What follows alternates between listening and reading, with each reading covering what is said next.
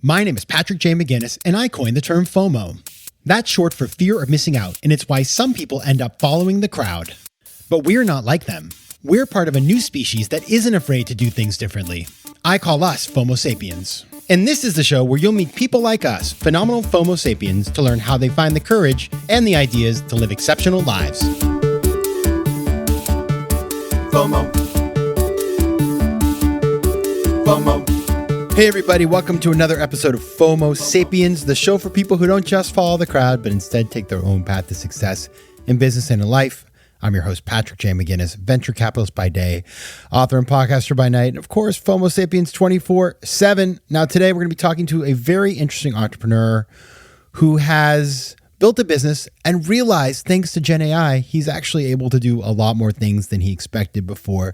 So he has launched a new product that is really driven by Gen AI, and just understanding his journey, where he has been, what he has learned, and how he is taking advantage of this new technology is really interesting, because it's allowed Carlos Hernandez, who's my guest, to go from an original concept more in Fintech to basically expand into legal tech, to broaden his audience from the Hispanic community, where he started out, towards really anybody who needs more access to legal and financial tools. So really interesting. I love seeing and talking with an entrepreneur who has gone out there, sees his or her company as a laboratory, keeps an eye on the market and evolving technology, and then brings it all together into a solution, which is what we're going to be talking about today. My guest, Carlos Hernandez, is the founder and CEO of Crediverso and My Pocket Lawyer, which is his new product. An LA native, Carlos is the grandson and son of Hispanic immigrants and grew up not only listening to stories, but seeing firsthand how the U.S. financial and legal system affected the Hispanic immigrant experience. Now, he is a graduate of Harvard undergrad law and business school. He's got the trifecta. Wow. He's a registered attorney with the American Bar Association in California and a licensed real estate broker with the California Bureau of Real Estate. He's got it all. Now, what are you going to learn today? This is one of these episodes I so enjoy, which is just like, let's get inside the head of an entrepreneur. What are they doing? What are they doing with the information they learn? How are they integrating that into their plan and building that business? Now, my small ask today, head over to LinkedIn, Patrick McGinnis. I got all kinds of good stuff there for you. Connect with me. Find me there. I always like meeting you, my listeners, and you can send me ideas, thoughts, whatever. Just make sure you send me a little note and let me know you're a FOMO Sapiens listener and you're not trying to sell me something, because there's a lot of that too. That would be very helpful, but I will definitely look for you out there on LinkedIn. All right, and now onto the interview. And as you know, I'd like to start every interview with the same question. So I asked Charlie this: what's a formative decision you've had to make to get to where you are today? Well, luckily, as a fan of the show, I saw this one coming. I knew the question was going to be asked, and so I had some time to think about it. And it's a tough question, but because there are so many different formative decisions that we take over the course of our lives. But I think the one for me was, if I look back from when I had two parents who were both lawyers. My mother grew up in Mexico. She was actually the son of another lawyer. Dad grew up in LA, but both of them went to law school practice. And my entire life, I always thought I was going to be a lawyer. It was always law. When I was in college, I was part of the Undergraduate Law Society. I was the editor of the Undergraduate Law Review, which is kind of like the baby brother to the Harvard Law Review, very much a baby brother. And then I went to law school. Throughout the whole that time, I practiced in a junior capacity. I was at law firms in Mexico City. I did some work at a law firm in New York. And when I graduated, to answer your question, the biggest formative decision I took, it was not going into a big law firm. And that really impacted my career in so many ways, because it's, in many ways, not that it is an easy job at all. I mean, you're working probably 16 hours a day, almost every day. But it was the easy path to follow, because it is one that is very secure, it is very certain. And I was graduate from a school that sends probably a larger proportion of the student body to big corporate law firms in New York than anybody else. But not going to a big corporate law firm put me in the position to do something that I felt was much more important to my life goals. And that was, one, it was to start a company. Start this company, Crediverso, which we can talk about more today, and to doing something entrepreneurial, but also do something that would help people directly. And it gave me the opportunity to have exposure to both individuals and small businesses in a variety of different areas. and gave me insight into what their challenges were, what their needs were, how we as a small business could help them, and then also just be in their shoes almost. I was operating a small business, and it gave me very good perspective into what those challenges were. And so that has shaped what we've done as a company, what I've done personally, what has really been rewarding to me. And I don't know if I would have had those same opportunities if I had taken that well-trodden path of going to a big law firm. Yeah, it's you did something really, I think, really intelligent or really, really clever, which is you got the credential, so you could always go back, but you took the risk to do the thing when the stakes were lower. And so you kind of had that perfect combination of a nice backup plan. But if you weren't feeling it, then, why not go explore? So that's what you did. And you started this company called Crediverso. Now, tell us a little bit about the company and why. I always love to know, that founder product fit or that founder company fit. Why was this the company you wanted to start? It's a great question. And I think for a long time, I had wanted to do something that was positive for the community. And there's always, especially coming from the fields of law, finance, whatever it is, there is always that inherent tension between doing something that is positive for humanity and doing something that is positive for professional career growth, big paycheck, big fancy imprimatur, whatever it is. And I wanted to do something ideally that would accomplish both. I think that's the perfect outcome. And so I grew up the son of an immigrant family. My mother grew up in Mexico, and I had seen firsthand the challenges of being an immigrant in the U.S. The access to information, you have language issues, you have disparate access to resources. It is very hard to be an immigrant in the U.S. And I saw that, not directly because I grew up here, but through many friends and family members. We were always crossing back and forth between Mexico and the U.S. And so I had this visibility into a community that was vastly underserved by the offerings that existed here in the U.S., especially compared to the general market. And they are by no means the only underserved community. There are many communities that are underserved, but it was one that I knew well. And we made the decision essentially as a company to try to solve some of the needs of this underserved community. We established as our core mission statement to serve the underserved. We began with the Hispanic community because it's such a large portion of the country. And we had the intention of expanding even beyond that into broader immigrant groups and really anybody who was underserved. But the core mission always was to serve the underserved. And that's what we were doing with that company. Take me through the process of building the business plan. So you kind of have this vision. How did you figure out the best way to tackle that? Because you hadn't done this before, right? You'd gone to business school and law school, and you'd worked in kind of the hotel industry, but this is a whole different pivot. What was your process to, number one, figure out what you wanted to do, and number two, sort of be able to look investors straight in the eye and tell them, I'm the right person to build this? I think you have different types of founders, and I'm sure you'll appreciate this given the seat you have as a venture investor. But there are definitely different types of founders. You can have a technical founder, you can have a non-technical but business savvy founder, and in certain instances, you have either a founder who knows the business really well, or you have a founder who knows the market really well, the demo.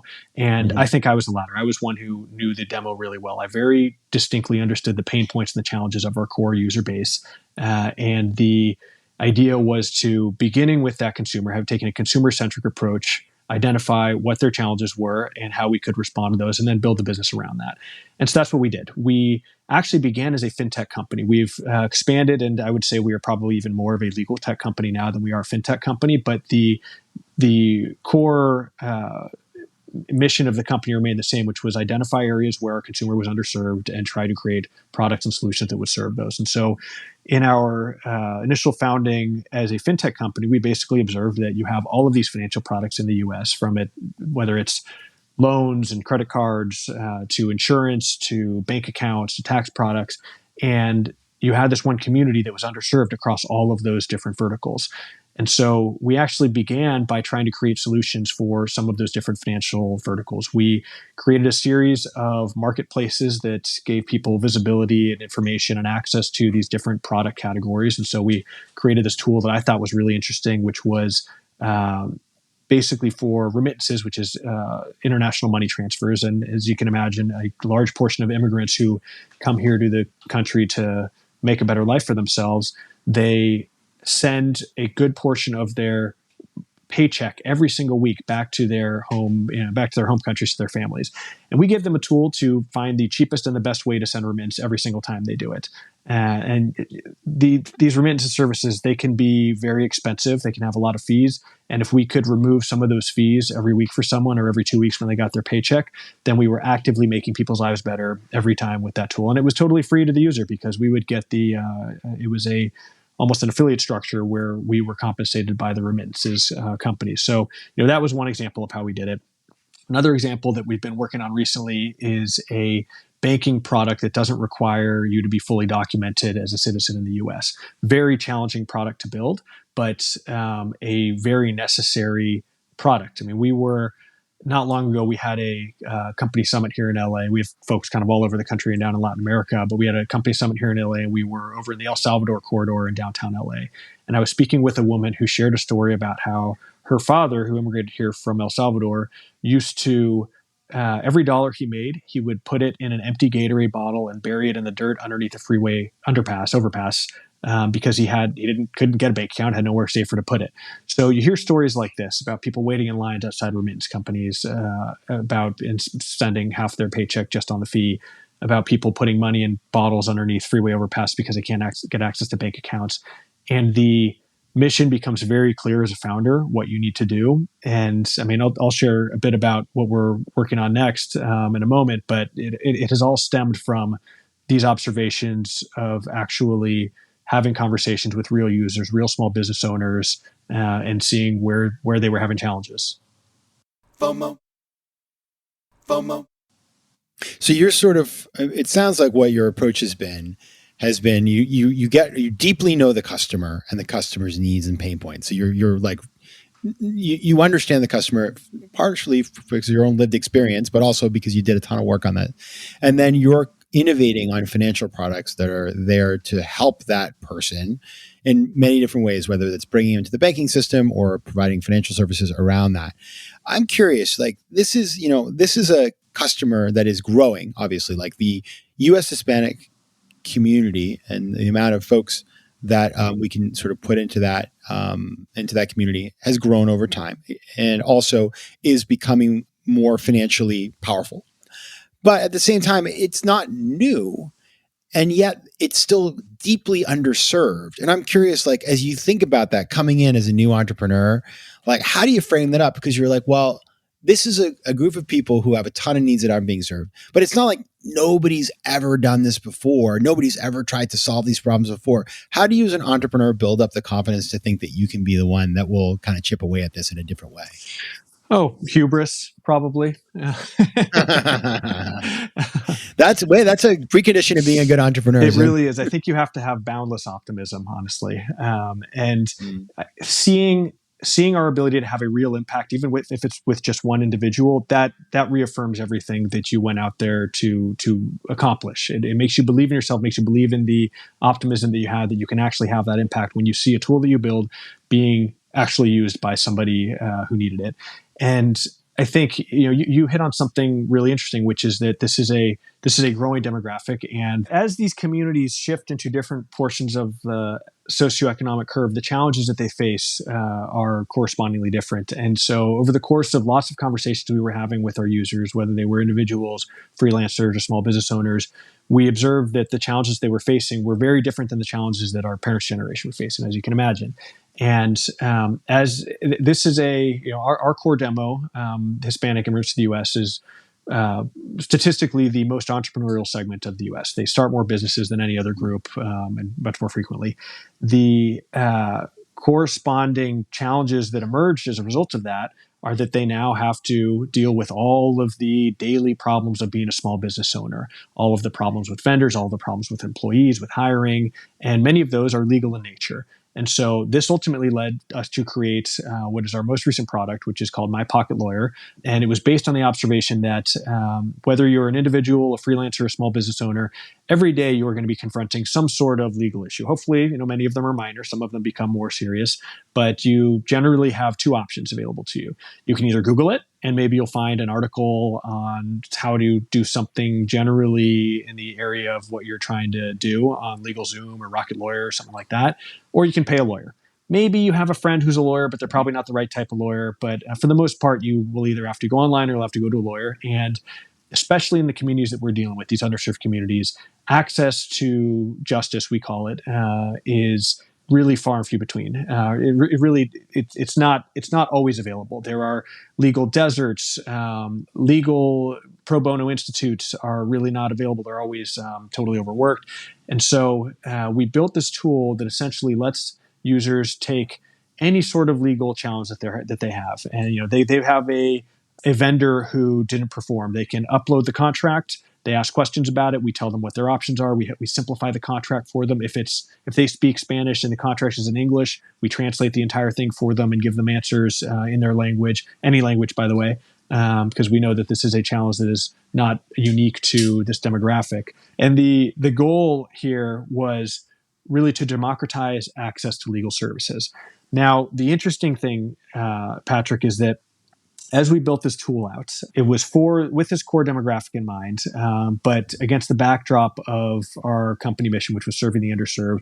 I was having lots of conversations with folks just in my community, other entrepreneurs, about the tool. And I was talking to my girlfriend, actually, who is a filmmaker, director, writer. She has a documentary on homelessness out on Amazon Prime right now called The Tent Mender.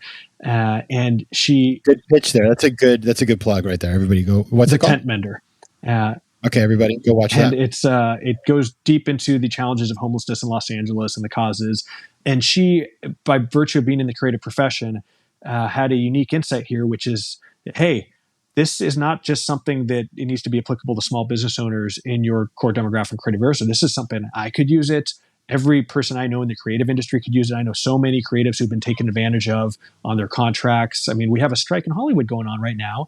And a large portion of that is because people don't know what is happening to the IP, their likeness. And it's because you get these 2-inch thick contracts that nobody wants to read or understand. Even lawyers don't want to go through them. And so if we can give people a tool that simplifies things, explains them to them in just easy to understand English or Spanish, whatever language you speak, it really empowers the consumer in a way that we haven't really had access to before. And, we're using generative AI and a lot of phenomenal technology to accomplish this, but it's kind of the first time that this access to consumer legal services has been so widely available. And that's why we are launching this product as My Pocket Lawyer and not simply as another product for Crediverso, because Crediverso, the name comes from Credit Universe in Spanish. And it, I think, communicates that our core demo was Hispanics living in the U.S. My Pocket Lawyer is something that anybody can use. And it was an observation that we really came to by accident, but it has had so far phenomenal impact on the folks that have been able to use it. FOMO. So this is really interesting. And this is something that I think anybody who's been an entrepreneur can relate to, which is you're building your company, you're doing your thing, you're in a niche, and then you learn something. And that insight allows you to iterate a new product that maybe doesn't, it serves the niche, but also could serve a much bigger group of people, which is, yes, of course, Hispanic entrepreneurs and business owners will value My Pocket Lawyer, but so will anybody who's starting a business. And so I'm curious, Charlie, when you think about this, I hate to throw the F word, but I'm going to say the FOMO thing. How do you think about you've got limited time, resources, capital, all this sort of stuff around that. You've got to obviously focus, but you see this great opportunity. How do you think about dedicating resources, time, and energy to what you were building before versus, this new thing that you're excited about? Do you do them both? Do you choose one? What's your strategy around that? It's a very interesting challenge. And so the way that we came upon this product, the solution, part of it came by virtue of technology that we were building in the process of building out another product. And so you may be familiar with the story of the founding of Slack, but that's a company that we at our company use every day. And it was a group of guys who were working on a video game solution, and they built out Slack as an internal messaging tool for their video game product. And all of a sudden they realized, hey, our video game product, yeah, maybe people like it, maybe people don't, but people really like this internal messaging tool. It's really useful. And so there becomes the company that we now know as Slack, which is a massive company. And that's really similar to how we landed on this product. We were working on building this banking solution for recent immigrants, people who were undocumented. And one of the challenges was that you can actually in this country get a bank account without a social security number. Many banks don't want to let you do it. There are additional challenges for anti-money laundering, for KYC, know your customer, and it's basically more resource intensive and more expensive, but it's possible. The way that makes it a lot easier is if you have what's called a tax ID number, which is just this additional piece of documentation. So we found that we had tons of users who we could get into a bank account if they didn't have a social security number, but if they did have a tax ID number. And we started building out this tool to help them get through the documentation, this government documentation. You can imagine it's a total headache to get through that documentation with basically the benefit of generative AI. So we would take a snapshot of whatever they had, whether it was a foreign driver's license, whatever, and we would essentially help them populate this tool in an automated way, apply for this document, and then they would be now for the first time an eligible bank account holder, which is great because the hardest thing in digital banking is creating that primary account relationship. If you're the first account they've ever had, you don't need to worry about them switching to other accounts or not creating direct deposit for you. It's way better. But as we were doing that, we said, okay, this technology we've built, we actually can scan contracts with it. We can answer legal questions about it. We're connected to these legal databases now. So the breadth of opportunity for solving people's problems is arguably deeper here. And by the way, it is a way less capital intensive pursuit than launching a very heavily regulated financial product.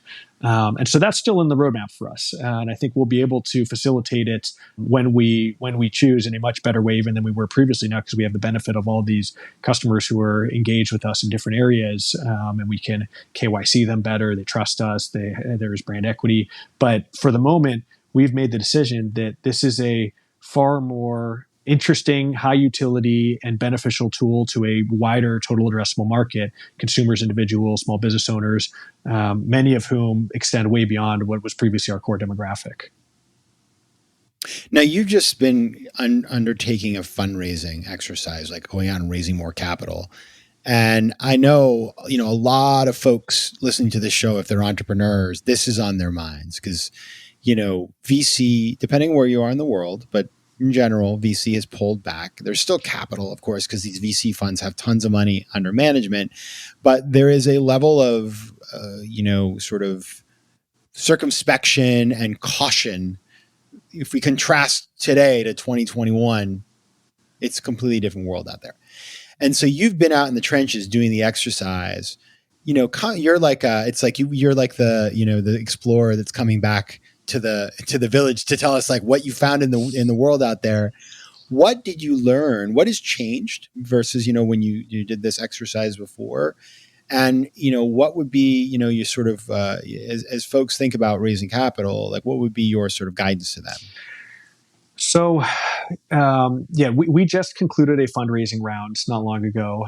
We raised an additional about $3.5 million, and we're very happy with it. It was an oversubscribed round, and I think we were lucky to have raised our initial rounds, our pre-seed round, from phenomenal investors who came back and participated in the second round. And so, from one perspective, it's because we had the ability to grow with these investors and show them what we were working on, and they were able to see under the hood.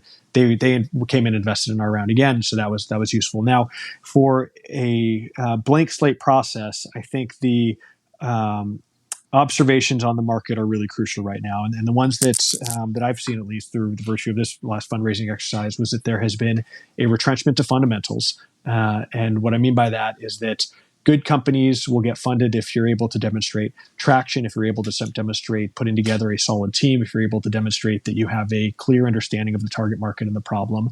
And I think that's a really good thing because in certain parts of the last cycle, there was a lot of money flowing into the market to companies that probably should have been focused on a different product, different demo, whatever it was.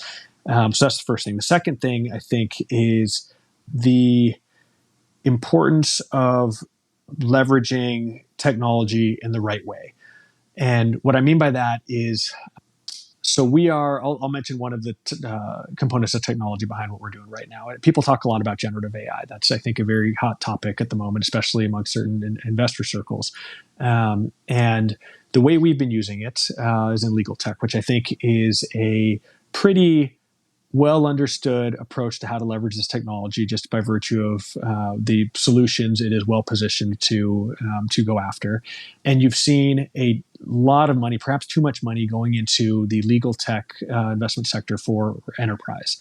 There are a lot of companies, and many of them are doing great things, by the way. But you've got companies like Harvey that closed a $21 million round. You've got companies like Spiff closed a $50 million round. Logic.io, $16 million. Toll Counsel, Spellbook, all great companies, all doing really interesting stuff on the legal tech side, but all on enterprise. And nobody's going after consumer. And I think, as far as I know, we're the only ones who are doing consumer legal technology. And the point, I guess, that I would make there is that, maybe we can bring this back to the one of, I think, the core themes of this podcast, which is that venture investing can be a very FOMO-driven process. And I would be wary of chasing any trend, either as an investor or as an entrepreneur who's trying to raise capital. Don't go directly after the trend. A few years ago, it was the metaverse. Then it was crypto. Now it's generative AI. To do it in the same way that everybody is doing, I think, is a fool's errand. And there has to be something unique about why you're using the technology, why you're taking this approach, why you're going this product direction. And if there isn't, they're going to see right through it. I'll tell you something. You nailed it, because you know who you don't want to raise money from, Charlie? You don't want to raise money from the Internet of Things fund that pivoted to NFTs and is now focused on AI. And that is what I think is so interesting about this moment, is that I thought we were going to have a tech pullback and it was going to be this like real retrenchment. And it has been in a lot of ways, right? Of course. And there's going to be companies that are failing and all these sorts of things. But it's interesting that like I see that some of these funds now, they're like, don't look over there. We're investing in AI. So like, give us more money. And I do think that like you've made a really important point. Is like, it's not about the technology. It's about how the technology is harnessed in service of the client. The technology is not the star of the show. The user is the star of the show. And if people don't think about it that way, they're going to it all becomes like a bunch of silly times. Yep, that's exactly right. And I think getting back to your question about what our approach was when we started this company, it really was consumer centric from day one. And without that focus, it's just so easy to get distracted by the next shiny thing. And, we happen to have been able to use this recent technology to solve a problem that our users were already telling us they had. But to do full pivots, chasing every next thing, it can get very distracting very quickly. And ultimately, you can find that you're not executing on even the initial thing that you set out to do. Now, if you want to learn more about the product we've been talking about, you can go to mypocketlawyer.ai. And if you want to learn more about this company, Crediverso, you can check them out as well on the web. Charlie Hernandez, founder and CEO of Crediverso and mypocketlawyer.ai. Thanks so much for being here. FOMO. If you like today's show, please be sure to rate it and recommend it to your friends. And as always, you can find me on Instagram at Patrick J. McGinnis, on Twitter at PJ McGinnis, and on the web at FOMOSapiens.com or PatrickMcGinnis.com, where you can get all kinds of free resources to live a more decisive and entrepreneurial life. FOMO Sapiens is recorded in New York City. Theme music is by Mike McGinnis, and editing and post-production is by Josh Elstro. If you like today's show, please be sure to rate it and recommend it to your friends. And as always, you can find me at FOMOSapiens.com and at PatrickMcGinnis.com. To advertise on FOMO Sapiens, reach out to contact@FOMOSapiens.com. FOMO.